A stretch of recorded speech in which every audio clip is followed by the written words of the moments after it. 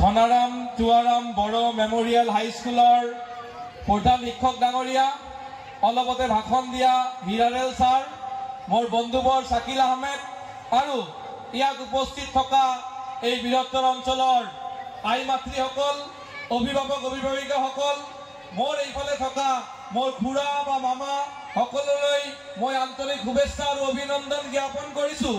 আপোনালোকক ঠাণ্ডা লাগিছে তথাপিও মই কৈছোঁ 1965 চনতে এইখন স্কুলৰ গোটেই যিটো বাউণ্ডাৰী প্ৰায় 20 বিঘা মাটি দান কৰি যোৱা সেই দুগৰাকী মহান ব্যক্তি ধনাৰাম বড়ো আৰু টুৱাৰাম বড়োৰ তেওঁলোকে যিটো কাম কৰি গৈছিল তেওঁলোকৰ স্মৃতিত আপোনালোকে এটা হাত চাপৰি তেওঁলোকৰ কাৰণে আৰু তেওঁলোকৰ পৰিয়ালৰ কাৰণে এটা ডাঙৰকে হাত চাপৰি দিয়ক। এয়া তেওঁলোকৰ প্ৰতি হ'ব আমাৰ বৃহত্তৰ শ্ৰদ্ধাঞ্জলি। কাৰণ 1965 চনতে তেওঁলোকে যিটো আমাক ইয়াত ভূমি দান কৰি থৈ গ'ল আৰু তাৰ কাৰণে আমি এইখনত এক বিদ্যা মন্দিৰ স্থাপন হৈছে আৰু সেই বিদ্যা মন্দিৰৰ পৰা যিসকল প্ৰাক্তন ছাত্ৰ ছাত্ৰীয়ে ওলাই গৈছে আৰু তেওঁলোকে প্ৰাক্তন ছাত্ৰ ছাত্ৰী সমাৰোহ উদযাপন আজি কৰিছে, এইখন অঞ্চলৰ মানুহখিনিৰ লগত এটা আত্মিকতা তেওঁ গঢ়িবলৈ, এইখন অঞ্চলৰ মানুহবিলাকক কিবা এটা দিবলৈ যিসকল প্ৰাক্তন ছাত্ৰ ছাত্ৰীয়ে আয়োজন কৰিছে, আই মাতৃসকল আৰু অভিভাৱক অভিভাৱকীসকল, এই অঞ্চলৰ ৰাইজক মই কৈছোঁ প্ৰাক্তন ছাত্ৰ ছাত্ৰীসকলৰ কাৰণেও এটা ডাঙৰকে হাত চাপৰি হৈ যাওক, ডাঙৰকে হৈ যাওক হাত চাপৰি প্ৰাক্তন ছাত্ৰ ছাত্ৰীসকলৰ কাৰণে। আজিৰ সমাজ ব্যৱস্থা একবিংশ শতিকাৰ সমাজ ব্যৱস্থা, এই সমাজ ব্যৱস্থা ইণ্টাৰনেটৰ যুগ, এই সমাজ ব্যৱস্থাত মানুহে মানুহৰ লগত কথা পতাৰ সময় নাই। আজিৰ সমাজ ব্যৱস্থাত ছাত্ৰ ছাত্ৰীয়ে বন্ধু বান্ধৱীৰ লগত কথা নাপাতে। আজিৰ যুগত বন্ধু একত্ৰিত নহয়, আজিৰ যুগত হোৱাটছআপ গ্ৰুপ আৰু ফেচবুকতে কথা পতাৰ যুগ। তাৰ মাজতে এইখন বিদ্যালয়ৰ ছাত্ৰ ছাত্ৰীসকলে ইমান এটা সুন্দৰ আয়োজন কৰিছে, তাৰ কাৰণে এই ছাত্ৰ ছাত্ৰীসকল মই ভাবো তেওঁলোকে নিশ্চয় এইখন অঞ্চলৰ প্ৰতি তেওঁলোকৰ দায়িত্ববোধ আছে, এইখন অঞ্চলৰ প্ৰতি তেওঁলোকে কিবা কৰিব বিচাৰিছে, এইখন অঞ্চলত তেওঁলোকে ভাল পায় বুলিয়ে সকলোৱে প্ৰতিষ্ঠিত ছাত্ৰ ছাত্ৰীসকলে একগোট হৈ ইমান ডাঙৰ এটা অনুষ্ঠান আয়োজন কৰিছে। আপোনালোকে মোৰ কথা বুজি পাইছে? বুজি পাইছে? ইয়াত আই মাতৃসকল আছে। এই মাত্ৰ সভাপতি ডাঙৰীয়াই মোক কৈছে আমাৰ বেমাৰ বহুত। বেমাৰ কি? আজি ল'ৰা ছোৱালীয়ে বিদ্যালয়লৈ যায় আৰু ঘৰত আহে পঢ়া শুনা কৰিবলৈ নিবিচাৰে। কিয়? লগত মোবাইলটো থাকে কাৰণে পঢ়া শুনা কৰিবলৈ নিবিচাৰে। মই আই মাতৃসকলক কৈছোঁ কিবা যদি সমাজ পৰিৱৰ্তন কৰিব বিচাৰে আই মাতৃসকলে পাৰে, দেউতাসকলে পাৰে, ভাইটিসকলে পাৰে, দাদাসকলে পাৰে। এতিয়া কথা হ'ল মোৰ মাতৃগৰাকী মেট্ৰিক পাছ, কিন্তু আমি ভাই ভনীসকলে উচ্চ শিক্ষিত। আপুনি মা যে আছে, আপুনি ডাইৰেক্ট শিক্ষিত মানুহ, আপোনাক আৰু বেলেগ কোনো শিক্ষাৰ প্ৰয়োজন নাই। আপুনি আই মাতৃ, আপুনি যদি বিচাৰে মই ভাবো আপুনিয়ে সমাজ পৰিৱৰ্তন কৰিব পাৰে। আই মাতৃসকল পাৰে সমাজ পৰিৱৰ্তন কৰিব, কাৰণ আমাৰ সমাজ আজিকালি আধুনিকতাৰ সমাজ। 2 দিন আগত টংলাত কি কৰিছে? 2গৰাকী ভাতৃক হত্যা কৰিছে, তেওঁলোকৰ সতীয়া ভাতৃয়ে হত্যা কৰিছে। এইখন সমাজ হৈ গ'ল। সমাজ আজিকালি এনেকুৱা হৈ গ'ল, লৰাই দেউতাকৰ লগত কথা নাপাতে সমাজ হৈ গ'ল। সমাজ আজি এনেকুৱা সমাজ হৈ গ'ল, MA পাছ কৰাৰ পিছত আহি মাক ধমক দি কথা পতা এটা সমাজ হৈ গ'ল। সমাজ আমাৰ কেনেকুৱা হৈ গ'ল? সমাজত আমাৰ গুটখা খোৱা ল'ৰা ছোৱালীৰ সংখ্যা বাঢ়ি গ'ল। সমাজ আমাৰ কেনেকুৱা সমাজ হৈ গ'ল? আমাৰ সমাজত চিগাৰেট বিড়ি মদ আহি সোমাই গ'ল।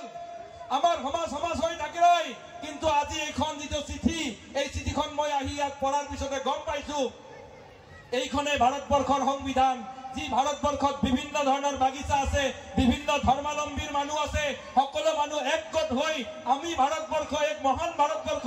সেই মহান ভাৰতবৰ্ষ মই এইখন বাক্সা জিলাত মই ক'ব পাৰো যে সমাজ পৰিৱৰ্তন কৰিবলৈ আপোনালোকৰ দৰে আই মাতৃ আৰু আপোনালোকৰ দৰে অভিভাৱক অভিভাৱিকাসকলে কিন্তু এইখন সমাজ পৰিৱৰ্তন কৰিব পাৰে। দুখৰ বিষয়, শিক্ষিত হোৱাৰ পিছত নিজৰ মাকক কয় তুমি একো নাজানা। শিক্ষিত হোৱাৰ পিছত মা দেউতাকক বৃদ্ধাশ্ৰমত থোৱাৰ কালচাৰ হৈছে। শিক্ষিত হোৱাৰ পিছত আমি গাঁৱত আহি আমাৰ অঞ্চলৰ মানুহখিনিৰ লগত আমি কথা নাপাতো। এয়া দুখৰ বিষয়। সেই বস্তু কোনে ঠিক কৰিব? আমি ঠিক কৰিব লাগিব। কোনে ঠিক কৰিব? মন্দিৰৰ পূজাৰীয়ে ঠিক কৰিব লাগিব সেই সমাজ। সেই নৈতিকতাৰ শিক্ষা কোনে দিব? মছজিদৰ ইমামে সেই নৈতিকতাৰ শিক্ষা দিব লাগিব। আপুনি যে মা, আপুনি যে আম্মা, আপুনি আপোনাৰ ল'ৰাক বুজাব লাগিব এইখন সমাজ কি, আপুনি বুজাব লাগিব দেউতাৰ মৰ্যাদা কি, আপুনি বুজাব লাগিব মাকৰ মৰ্যাদা কি। আৰু মই ভাবো এইখন পৃথিৱীত ভাল সমাজ গঠন কৰিবলৈ হলে এই প্ৰাক্তন ছাত্ৰ ছাত্ৰীসকলে যি হেজাৰ হেজাৰ মানুহৰ সমাগম কৰি যি এই প্ৰগ্ৰাম কৰিছে, আজিৰ পৰাই এই বাক্সাৰ পৰাই এক প্ৰতিশ্ৰুতি ৰক্ষাৰ আন্দোলন হওক, যি আন্দোলনৰ জৰিয়তে আমি কম আজিৰ পৰা মোৰ লৰাই কি কৰিছে মই খবৰ ৰাখিম, মোৰ লৰাই বেলেগৰ লগত যাতে কাজিয়া নকৰে তাৰ খবৰ ৰাখিম, মোৰ লৰাই যাতে গুটখা নখায় তাৰ খবৰ ৰাখিম, মোৰ লৰাই যাতে চিগাৰেট নাখায় তাৰ খবৰ ৰাখিম, মোৰ লৰাই যাতে মদ নাখায় তাৰ খবৰ ৰাখিম। এই খবৰ যদি আমি ৰাখো, মই ভাবো এইখন অঞ্চল, এইখন বৃহত্তৰ অঞ্চলত যি সকলো জাতি জনগোষ্ঠীৰ মানুহে একেলগ হৈ যি বাৰ্তা দিছে, ইমান ধৈৰ্য আৰু মনোযোগ সহকাৰে যি ভাষণ শুনিছে, কালচাৰেল প্ৰগ্ৰাম ইয়াৰ পিছত হ'ব। কিন্তু এইটো কথাই মই নদি ক'ব পাৰো, পৰিৱৰ্তন সমাজৰ পৰা আহে। আৰু মহাত্মা গান্ধীয়ে যি কৈছিল গাঁৱত ভাৰতবৰ্ষৰ আত্মা থাকে, আপোনালোকেই হৈছে ভাৰতবৰ্ষৰ আত্মা।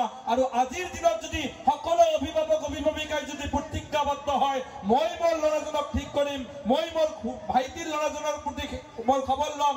আজি প্ৰাক্তন সকলে হীৰালাল পাটোৱাৰী ছাৰে কৈ গ'লে, কটন কলেজৰ প্ৰাক্তন সকলে বহুত কাম কৰিছে, এনেকুৱা BS কলেজৰ প্ৰাক্তন সকলে, বিভিন্ন কলেজৰ প্ৰাক্তন সকলে বহুত কাম কৰিছে। কিন্তু আপোনালোকে এখন হাইস্কুলৰ প্ৰাক্তন ছাত্ৰ ছাত্ৰীসকলে একগোট হৈ এই বাৰ্তাটো গোটেই অসমক দিয়ক আজি, যে আমি হাইস্কুলৰ ছাত্ৰ ছাত্ৰী প্ৰাক্তন সকলে একগোট হৈছো সমাজত কিবা এটা কৰিবলৈ।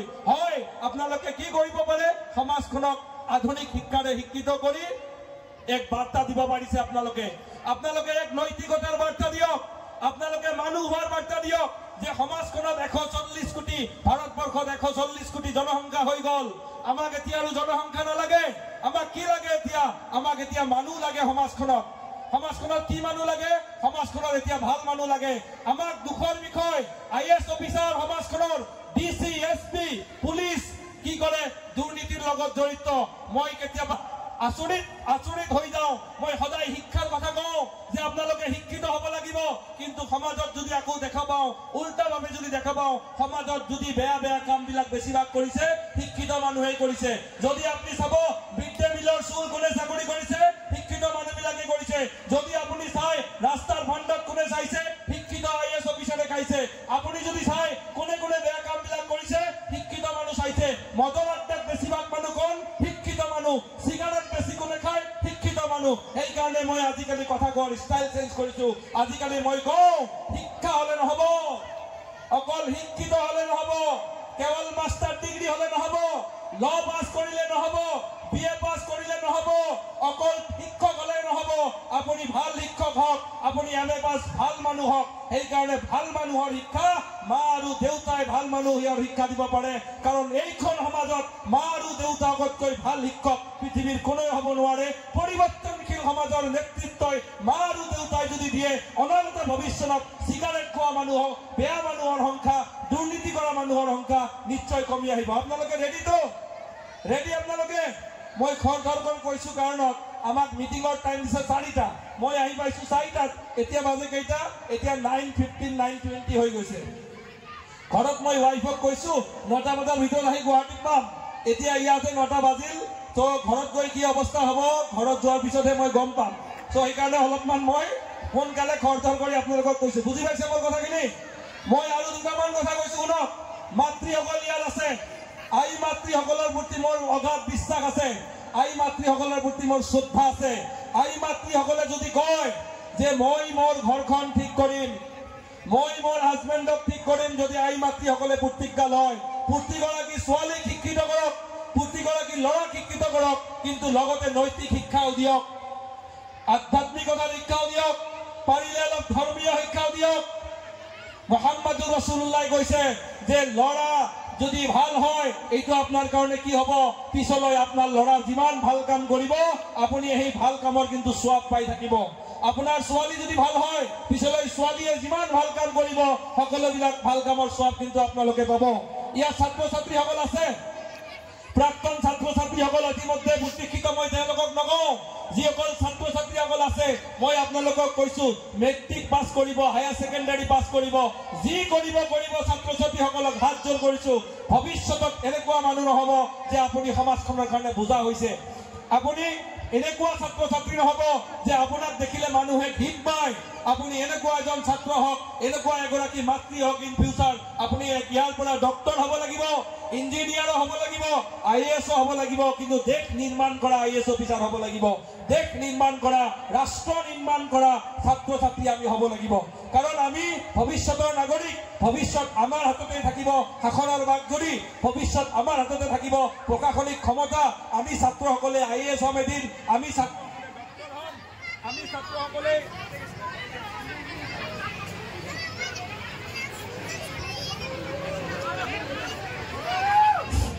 আমি ছাত্ৰসকলে কি হ'ম আমি ছাত্ৰসকলে ইন ফিউচাৰ শিক্ষক হ'ম আমি এই ছাত্ৰ ছাত্ৰীসকল এই হিৰালাল পাটোৱাৰী যে কৈছে যে আসাম টাইপ ঘৰটো আমি আৰচিচি কৰিব নোৱাৰো ঠিক তেনেকৈ আমি ছাত্ৰ ছাত্ৰী এতিয়া যদি ফাউণ্ডেশ্যন বনাই লওঁ তেনেহলে কিন্তু আমি কেতিয়াও পিছলৈ কিন্তু প্ৰব্লেমত নপৰিম মোৰ শ্ৰদ্ধাৰ অভিভাৱকসকলক কৈছো ইয়াত থকা খুৰাসকলক মামাসকলক কৈছো আপোনালোকে অকণমান ঘৰত সময় দিয়ক সন্ধিয়া সোনকালে ঘৰত যোৱাৰ ব্যৱস্থা কৰক আৰু সমাজত আজিৰ সমাজত বহুত দেখা গৈছে হাজবেণ্ড ৱাইফৰ মাজত কাজিয়া গাঁৱৰ পৰা নিউজ যায় অমুকৰ পত্নী অমুকৰ লগত অমুকৰ হাজবেণ্ড অমুকৰ লগত এনেকুৱা নিউজবিলাক আহে এই নিউজবিলাক বন্ধ কৰিব লাগিব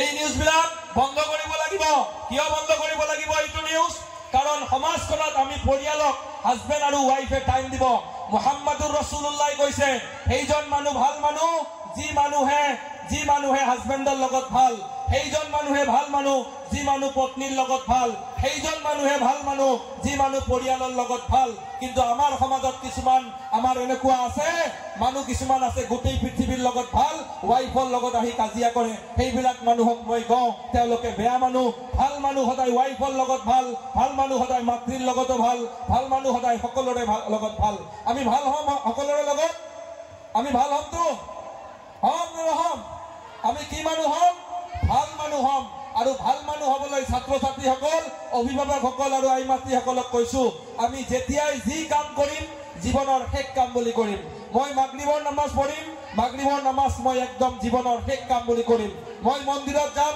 মই ভাবিম যে এইটোই মন্দিৰত যোৱা মোৰ শেষ মন্দিৰত যোৱা তেতিয়া আপুনি পাৰফেক্ট হ'ব পাৰিব মই যি কামেই যেতিয়া কৰোঁ সদায় পাৰফেক্টলি কৰিম আৰু জীৱনত মা দেউতাকৰ কেতিয়াও অভিশাপ ল'ব আমাক নালাগিব যি মানুহে মা দেউতাকৰ অভিশাপ লয় তেওঁ কেতিয়াও সাকসেস হ'ব নোৱাৰে আব্বা আম্মাৰ লগত জীৱনত আটাইতকৈ ভাল ব্যৱহাৰ যদি আছে সেই ভাল ব্যৱহাৰ আমাক দিব লাগিব এই মাত্ৰ শাকিলে আমাৰ চেঞ্চেলৰ মাহবুবুল হক ছাৰৰ কথা কৈছিল হক ছাৰৰ সফলতাৰ আঁৰত মই যি দেখো তেওঁ কিন্তু তেওঁৰ মাতৃৰ দোৱা তেওঁ মাতৃৰ বেমাৰৰ কাৰণে 2টা বছৰ তেওঁ শিক্ষাবৰ্ষ নষ্ট কৰিছিল মাকৰ খিদমত কৰিছিল আজি তেওঁ ভাৰতবৰ্ষ নহয় বিশ্বৰ ভিতৰত এক প্ৰতিষ্ঠিত ব্যক্তি সেইবিলাক মানুহ মনত ৰাখিব আমি কেৱল নম্বৰৰ পিছত দৌৰো আমি দৌৰো 80% 90% আমাক পাৰ্চেন্টেজ লাগিবই কিন্তু মই কওঁ আমাৰ ভাৰতবৰ্ষ এতিয়া নেতৃত্ব দি আছে নৰেন্দ্ৰ মোদী তেওঁ কিন্তু 90% পোৱা নহয় নেলসন মেণ্ডেলা দক্ষিণ আফ্ৰিকা নেতৃত্ব দিছিল তেওঁ কিন্তু নহয় ইমান মাৰ্ক পোৱা নহয়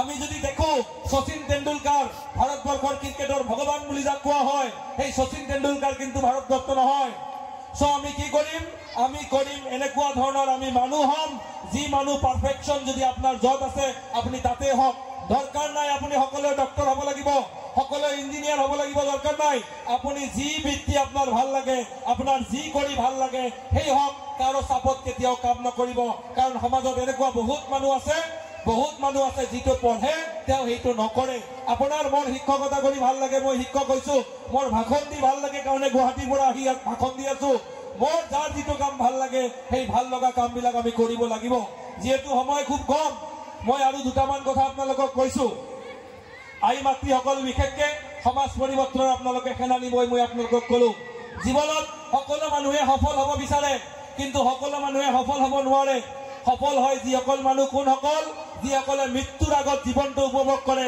সেই মানুহে সফল হয় কোন যাৰ বৃদ্ধ অৱস্থা অহাৰ আগতে যৌৱন কালটো উপভোগ কৰে তেওঁ সফল মানুহ কোন আচলতে সফল মানুহ সেইজন যি সময়ৰ সৎ ব্যৱহাৰ কৰে তেওঁ সফল মানুহ কিন্তু আমাৰ সমাজত আমি যদি দেখা পাওঁ আমাৰ ল'ৰা ছোৱালীসকলে কি কৰে 8টা বজাত টোপনিৰ পৰা উঠে যদি আপুনি 8টা বজাত টোপনিৰ পৰা উঠে ভাবি লওক আপোনাৰ ভৱিষ্যত ভাল ষ্ট্ৰেট ফৰৱাৰ্ড যোৱা নাই কাৰণ ৰাতিপুৱা সোনকালে উঠিবলৈ মুহাম্মাদুৰ ৰাসূলুল্লাহ কৈছে ৰাতিপুৱা সোনকালে উঠিবলৈ আমি দেৰিকে উঠো এগেইনষ্টত গলে কিন্তু আমি কেতিয়াও সাকসেস হ'ব নোৱাৰো ৰাতিপুৱা সোনকালে আমাক উঠিবই লাগিব আমাক স্মাৰ্টলি কাম কৰিব লাগিব কেৱল হাৰ্ড ৱৰ্ক কৰিলে নহব বেলেগে পঢ়াৰ আগত আমি পঢ়া-শুনা শেষ কৰিব লাগিব আৰু আমি যি কামেই নকৰো কোনোবাই বিজনেছ কৰিছে কোনোবাই শিক্ষকতা কৰিছে কোনোবাই এসপি কোনোবাই ডিএসপি সকলোৱে নিজৰ কাম তেওঁলোকে কি কৰিব খুব ভালদৰে তেওঁলোকে সকলোৱে নিজৰ কাম তেওঁলোকে ভালদৰে কৰিব এটা কথা আমি মনত ৰাখিব লাগিব যে এইখন পৃথিৱী আগৰ দৰে হৈ থকা নাই এয়া একবিংশ শতিকাৰ পৃথিৱী এই পৃথিৱীত বিৰাট কম্পিটিটিভ ৱৰ্ল্ড কম্পিটিটিভ মাইণ্ড লাগিব আমাক লাগিব এনেকুৱা এটা এনভাইৰনমেন্ট যি এনভাইৰনমেন্ট কেৱল ঘৰৰ মানুহে দিব পাৰে বা এখন সমাজখনে দিব পাৰে আজি বতৰ এনেকুৱা ইয়াত মানুহখিনি গোট খাইছে ঠিকে আছে মই ৰিকুৱেষ্ট কৰিম ইন ফিউচাৰ যদি কিবা প্ৰব্লেম হয় আমি আজি ইয়াত মই নাজানো মাইকটো বাহিৰতো আছে নেকি মই নাজানো আসলতে কোনবা এটা অনুষ্ঠান প্ৰতিষ্ঠান যদি হয় আমি মাইক বিলাক কিন্তু অনুষ্ঠানৰ ভিতৰতে কৰাৰ ব্যৱস্থা কৰিব লাগে কাৰণ সমাজত কি থাকে সমাজত বহুত বেমাৰী মানুহ থাকে সমাজত শিক্ষাৰ্থী থাকে সমাজত কেঁচুৱা থাকে তেওঁলোকৰ যাতে অসুবিধা নহয় সেই ব্যৱস্থাবিলাকো আমি কিন্তু ধ্যান ধাৰণা দিব কাৰণ সামাজিক দায়বদ্ধতা বুলি কথা এটা কিন্তু আপোনাৰ মোৰ সকলোৰে আছে মানুহ এজন পাৰফেক্ট মানুহ তেতিয়া হ'ব যি মানুহে নিয়মানুৱৰ্তিতাত চলিব যি মানুহৰ ডিসিপ্লিন নাই লাইফত তেওঁ কেতিয়াও সাকসেস হ'ব নোৱাৰে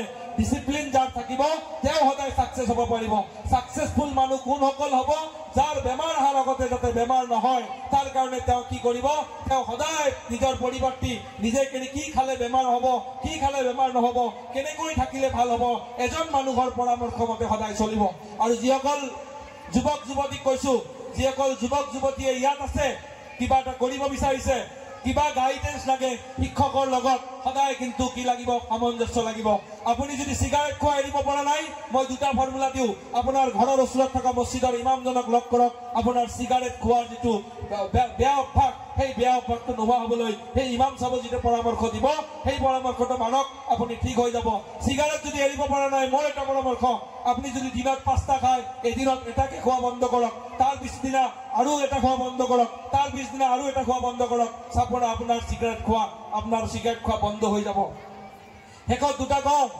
গীতা লেখাৰ কথা আছে যে আমি কাম কৰি যাব লাগে ফলাফল ভগৱানৰ ওপৰত এৰিব লাগে মানে যদি আমি কাম কৰি যাওঁ তেনেহলে ফলাফলটো আমাৰ পজিটিভ হ'ব কুৰান শৰীফৰ এটা কথা মই সকলো মিটিঙত কওঁ গতি অসমৰ বিভিন্ন স্কুল কলেজত মিটিং কৰিব যাওঁ সানডে হ'ব লাগে খালি নহলে 5টাৰ পিছত হ'ব লাগে বিভিন্ন ঠাইত যাওঁ মই এটা কৈছো the future depend what we do in the present যদি আমি বৰ্তমানটো ঠিক কৰো ফিউচাৰ ভাল হ'বই আজি যেটো আমাৰ ডিসিপ্লিন এই ডিসিপ্লিন যদি আমি সদায় ৰাখো আমাৰ ফিউচাৰ ভাল হ'বই সাকিলে কৈছিল যে আমাৰ সম্মান কৰাৰ মানসিকতা আৰু এটা কথা এইখিনিতে কওঁ আমাৰ আজিকালি সমাজখনত মই দেখা পাইছো মানুহবিলাকৰ ব্যৱহাৰ কিছুমান ক্ষেত্ৰত বহুত মানুহ উগ্ৰ হৈ যায় বহুত মানুহৰ খং বেছি বিবেকানন্দই কৈছিল খং নকৰিবা নিজৰে ক্ষতি হ'ব প্ৰফেট মুহাম্মাদুৰ ৰাসূলুল্লাহ 1400 বছৰ আগতে এজন সাহাবীয়ে বিচাৰিছিল যে মোক এটা উপদেশ দিয়ক সেই মুহাম্মাদুৰ ৰাসূলুল্লাহ সেই সাহাবীক কৈছিল খং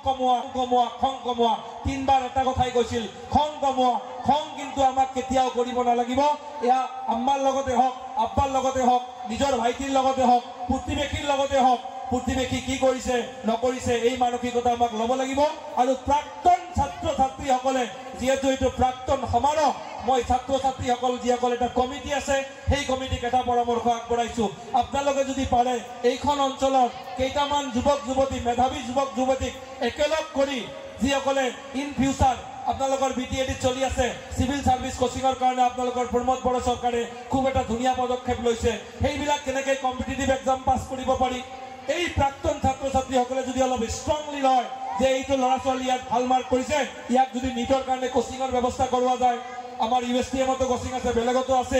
কোচিঙৰ কাৰণে যদি আপোনালোকে ব্যৱস্থা কৰিব দিয়ে, কোনোবা অঞ্চলত ইয়াত যেতিয়া ল'ৰা যদি ভাল কৰিছে যে বেংকৰ কোচিঙৰ কাৰণে যদি অলপ পইচা পাতি আপোনালোকে দিব পাৰে, যদি কোনোবা এজন ল'ৰা ছোৱালী ইউপিএছচিৰ কাৰণে প্ৰিপাৰেশ্যন কৰিব বিচাৰিছে, যদি এই প্ৰাক্তন ছাত্ৰ ছাত্ৰীসকলে তেওঁলোকৰ কাৰণেও কিবা এটা আগবঢ়াব পাৰে, মই ভাবো এই প্ৰাক্তনসকলৰ কেইটামান ডিচিশ্যনে কিন্তু সমাজখন পৰিৱৰ্তন কৰিব পাৰে। কাৰণ প্ৰাক্তনসকল ষ্ট্ৰং হয়, প্ৰাক্তনসকল স্মাৰ্ট হয়, আৰু প্ৰাক্তনসকলে কি হয় অল্টাৰনেটিভ সমাজৰ কথা চিন্তা কৰে। সেই প্ৰাক্তনসকলে যদি এই কথাবিলাক অলপ মূৰত আনে যে শৈক্ষিক পৰিৱৰ্তন অঞ্চলখনৰ কেনেকৈ এক বৃহৎ দিশত কৰিব পাৰি, কোনোবাই ফাৰ্মাচিষ্ট হৈছে, কোনোবাই কি হৈছে, যাৰ আৰু বিজনেছমেন যিসকল আছে, বিজনেছমেন মই আপোনালোকক হাত জোৰ কৰিছোঁ, আপোনালোকৰ পইচাৰ অভাৱ নাই। যিসকল ছাত্ৰ ছাত্ৰীয়ে পঢ়াৰ কাৰণে যদি কিবা বিচাৰে, আপোনালোকক গুৱাহাটীত গৈছে, আপোনাৰ গাঁৱৰ কোনোবা দুখীয়া ল'ৰা, তাক এটলিষ্ট কওক মই 6 মাহৰ তোমাৰ পকেট খৰচটো মই দি দিম। যিসকল বিজনেছমেন আছে, এনেকুৱা কিছুমান ইতিবাচক মানসিকতা, কিছুমানে ভাবে অকল মন্দিৰ মছজিদত দান কৰিলেই দান হয়, নহয়, মানুহক সহায় কৰাৰ দৰে বৃহৎ দান এটা নাই। কোনোবাই মানুহ ভোকত আছে, তাক খোৱাৰ দৰে বৃহৎ দান একো নাই। চ' আপোনাৰ অঞ্চলৰ কোনোবা ল'ৰাই যদি LLB পঢ়িছে, ডক্টৰ পঢ়িছে, তাক আপুনি মাহে মাহে 1000 টকা 2000 টকা বা কিবা এটা দি সহায় কৰক। খালি চাব আপোনাৰ পইচাটো যাতে তেওঁ বেয়া কামত খৰচ নকৰে, সেইটো এটা প্ৰতিশ্ৰুতি দিব। মই ভাবো প্ৰাক্তনসকলে স্মাৰ্ট প্ৰাক্তন, সেইকাৰণে আপোনালোকৰ পেণ্ডেলে কয় আপোনালোকে বহুত স্মাৰ্ট, আপোনালোকৰ ডেকৰেশ্যন কয় আপোনালোকে বহুত ডিচিপ্লিন, আৰু আপোনালোকৰ মাইকিং চিষ্টেমে কয় আপোনালোকে বহুত এটা বেলেগ ধৰণৰ মানুহ। কাৰণ এইবিলাক প্ৰাক্তন মানুহৰ নহয়, এইটো যিটো মাইকিং চিষ্টেম হৈছে বহুত ষ্ট্ৰং মাইকিং চিষ্টেম ইয়াত হৈছে। মই ভাবো এই প্ৰাক্তনসকলৰ কিছুমান ডিচিশ্যনে সমাজখন পৰিৱৰ্তন হ'ব পাৰে। মই ইউএছটিএমৰ ল ডিপাৰ্টমেণ্টৰ পৰা আছো। ইয়াত যিসকল ছাত্ৰ ছাত্ৰী হায়াৰ ছেকেণ্ডেৰী দিব, কোনোবাই যদি 90% প্লাছ পায়, আমাৰ লগত যোগাযোগ কৰিব, আমি স্কলাৰশ্বিপৰ ব্যৱস্থা কৰি দিম। আমাৰ ডিপাৰ্টমেণ্টখন বা বেলেগ ডিপাৰ্টমেণ্টত যদি পঢ়িব বিচাৰে, স্কলাৰশ্বিপৰ ব্যৱস্থা আমি কৰি দিম। আৰু শিক্ষাৰ কাৰণে যাতে কোনো ল'ৰা ছোৱালীয়ে পঢ়া শুনাৰ কাৰণে যাতে শিক্ষা এৰিব নালাগে, এই গাঁওখনৰ মানুহখিনিয়ে অলপমান প্ৰতিজ্ঞাবদ্ধ হওক। কোনোবাইতো কৈছে যে নিজৰ যদি আপোনাৰ ল'ৰা ছোৱালীক পঢ়াবৰ কাৰণে যদি গহনা বিক্ৰী কৰিব লাগে, বিক্ৰী কৰি দিয়ক। যদি আপোনাৰ মাটি বিক্ৰী কৰিব লাগে, বিক্ৰী কৰি দিয়ক। ল'ৰাজনক তেওঁৰ কাৰণে সম্পত্তি নথৈ ল'ৰা বা ছোৱালীগৰাকী আপুনি সম্পদ বনাই দিয়ক। চাপৰো আপোনাৰ ঘৰখনো ভাল হ'ব, আপোনাৰ সমাজখনো ভাল হ'ব। শেষত এটা কথা কৈছো, নৈতিকতা আধ্যাত্মিকতা লাগিব। পৰিয়ালৰ মানুহৰ লগত ভাইৰ মাজত যাতে কেতিয়াও মাটি লৈ কাজিয়া নহয়। লাগিলে আপুনি আধা বিঘা মাটি এৰিয়ে দিয়ক, তথাপি কাজিয়া নকৰিব। কোৰ্ট কাছাৰী পুলিচ এইবিলাকৰ পৰা আঁতৰি থাকিব। সুস্থ সমাজ এখন আপোনালোকেই গঠন কৰক।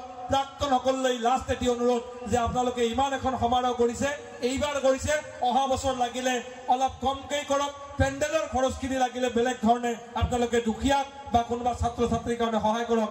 এই প্ৰাক্তন এই অঞ্চলৰ যিটো প্ৰাক্তন DTBM নৱজাগৰণ হাইস্কুল ভকুৱামাৰী, নৱজাগৰণ যিটো আপোনালোকৰ মেগাজিন, এই নৱজাগৰণে এইখন সমাজত এক নতুন বৈপ্লৱনক, এক নতুন নৱজাগৰণ আনক। আজি থকা এই মাতৃসকলে প্ৰতিজ্ঞাবদ্ধ হওক যে মই নৱজাগৰণ কৰিবলৈ বদ্ধপৰিকৰ। মই নৱজাগৰণ ক'ত কৰিম? প্ৰথমতে ঘৰৰ পৰাই কৰিম। APJ আব্দুল কালামে কৈছিল, ঘৰখন যদি ঠিক হয় সমাজখন ঠিক হ'ব, সমাজখন যদি ঠিক হয় ৰাষ্ট্ৰখন ঠিক হ'ব। ইয়াত থকা হাজাৰ হাজাৰ মানুহে যদি এই প্ৰতিজ্ঞাবদ্ধ লয় যে মই মোৰ ঘৰখন ঠিক কৰিম, মই ভাবো এই ভকুৱামাৰী গোটেই ঠিক হ'ব, আনন্দ বজাৰ ঠিক হ'ব, বাক্সাখন ঠিক হ'ব। বাক্সাৰ পূৰ্ব পাঠশালাত পঢ়িব, পাঠশালা আপোনালোকৰ ওচৰতে শিক্ষানগৰী পাঠশালা। এই BS কলেজ এইখন ইয়াত শিক্ষানগৰীৰ বৰপেটা ৰোড আপোনালোকৰ কাষতে আছে।